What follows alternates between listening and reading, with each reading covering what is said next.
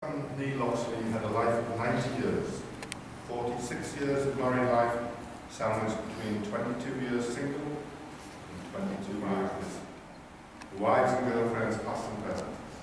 Liz, Maggie, Erica, Kathy, Margaret, Karen and Maureen.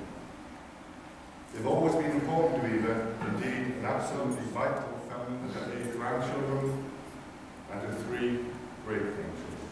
In chronological order, they are John and Scott, who are in Canada and can't be here today, Gary and Leslie, Peter and David, David's also in Canada today, and Michelle and me.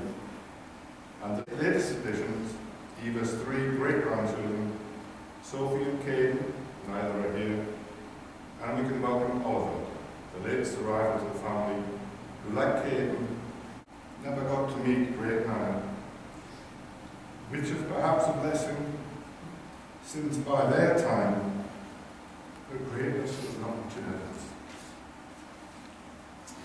Also of special mention are Eva's remaining siblings, Sister Joan and brother and sister-in-law Jim and Doris. And it's lovely to see Pat and hubby Andrew and nephew John. We also have flowers representing 4 Canadian nieces, Brenda, Anne, Christine and Susan, and the wag that was missing earlier from the list, Paul. There are many friends here, too many to name, but let's mention Jim and Margaret, as the offspring of Ina, the nearly lifelong friend of Eva. Eva and Ina, what a double act. They had much in common, not just nearly identical names, but their identical birthing dressing gowns. That's another story. And lastly and importantly, we'd like to acknowledge those here today from Phillips Court, Eva's home for the last few years. They represent the care, the staff of the care home, and I emphasise the word care, because right to the end, difficult as it was, there was always care in others. And on behalf of all the family, I hope that this message is conveyed back to your colleagues. And now Eva's story. Born and brought up in Sacriston, in the same village and within the same decade as actress Wendy Craig, and God incarnate himself dines out on stories about dribbling support. A big family of 7 girls and 1 boy. And if you saw the wee house in Sacriston, you'd not be surprised at how delighted they must have been to move into 8 Selborne Avenue, a large 3-storied house, only a stone's throw from where we are now. Eva's early career was in Durham Castle, which was a student's hall of residence. She was a very young and bonny parlour maid, and her close colleagues were the pantry cooks. She had admitted to more than one bout of hanky-panky in the pantry. Moving on, she's now 21 and going to dances. At one, she met Jack, who was fresh from 4 years as a prisoner of war, with a lot of army back pay burning a hole in his pocket. At the end of the dance, he asked her if he could walk her home, and was delighted when she said yes, and even more so when she said she lived in Loxley. Thank goodness for that, he said, I'm blooming fed up with whacking the walker. Or was it walking the whack? They went, and Alan was born. Champion. Now for a girl. John was a disappointment. Rob was a disappointment. Jim was a disappointment. You'll see now how important the wags were in Eva's testosterone-filled life. The boys grew up, and in chronological order they were. Alan was the groundbreaker, and his wedding was followed by his epic. In 1966, after England was victory in the World Cup, they left us down in New Ireland.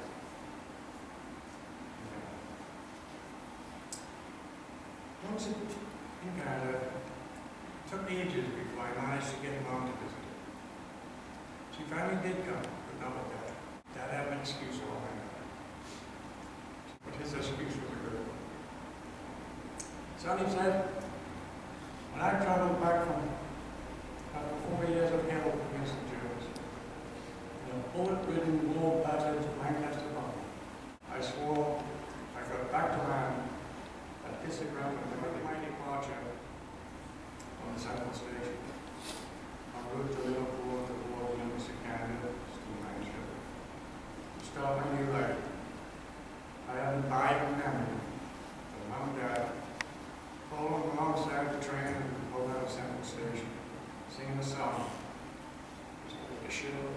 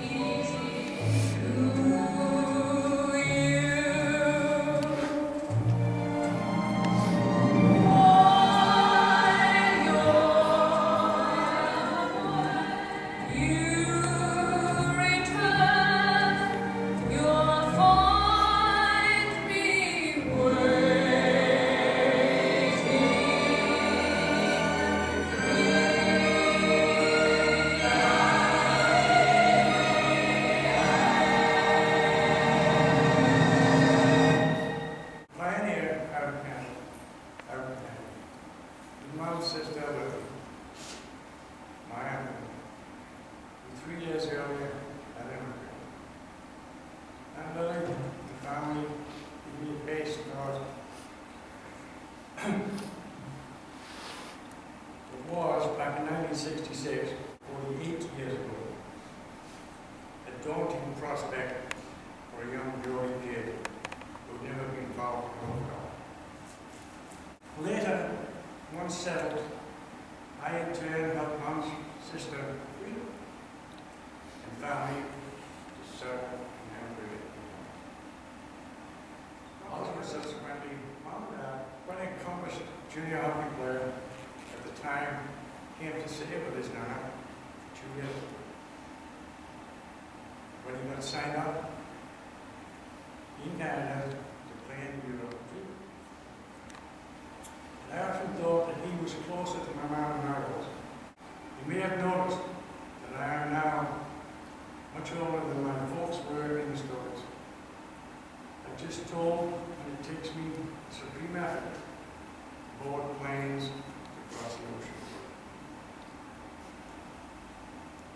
Fortunately, I have Catherine, who became very close to Mom over the years, and apparently Catherine is more Geordie than I am also.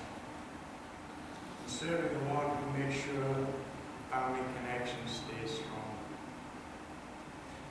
Sometimes when she makes me board a plane to come over here, I wish I was blessed with Dad's experience and be able to say, sorry I can't fly because back in the day when I was growing up, my brother decided to make a life in Canada. Now remember the day he landed after an eternity of immigration red tape and sponsorship to get into Canada. But he got there and hey, why am I talking about Canada? Of course, the ground had been laid by Mom's sisters, Lily and Frida and R.I.P. Alan was my sponsor and was also in a position to pull a few strings, which helped in all the notes. We had 12 years in Canada. Whilst there, John was offered a job in Saudi Arabia. So when he left UK, that left Mum with only the youngest of the 4 sons, Jim, here. Mum and Dad continued to make visits to Canada, and of course, they now split their visits between Alan's place and mine. I remember one visit when we all went up north to stay in a cottage, and the bear in the woods started approaching us. We all flew in terror, except Dad, who sat puffing his pipe, whilst Mum tried desperately to get him to move. Another story I remember was taking Mum on a small plane across Niagara Falls, but no way could we get Dad to join us. And of course, you now know why Dad wouldn't board a plane. He didn't have to. After 12 years, we returned to UK, and that meant Mum now had her 2 youngest back in the nest. Eventually, I joined Jim working in the prison service. In the prison, but hey, why am I telling you this? Okay, so Rob was then back in the northeast, and I helped him get settled into his job in the prisons. But let's go back a dozen years. I looked around one day, suddenly find myself an only child there. Two were in Canada, one in the Middle East. So I thought, well, what the hell, I'm going to go to London. So I went and joined the prison service. One weekend, Mum came down to visit me in London, and I took her off to Wormwood Scrubs and into the Prison Officers Club for a drink. And we were just going in, and Mum said, you know, isn't it a shame we're going in here for a drink and all those poor people on the other side of the wall there? And that's a shame. I said, Mother, it's the Cray twins and the Moores murders. It's not a shame at all. She said, well, that. And then going back a couple of decades before that, I was obviously the youngest of four, and Mother taught me to knit. I could only do the plain, I couldn't do the pearl stuff, and she had to cast on and cast off on me. And all I could use was Wrigley wool. Everybody then had Wrigley wool, because Mother used to pull stuff out and recycle. So that was that. And then I broke my arm once, so I had to have 4 weeks off work. And you realise these are just stories about Mum, so if it's rubbish, they're just anecdotes. So I had to go to the bingo every day with Mum. So 4 weeks off, we went down to Gateshead. So at least I can say that Mum taught me to mark 6 cards at the bingo. That's a skill I still use today, so thanks, Mum.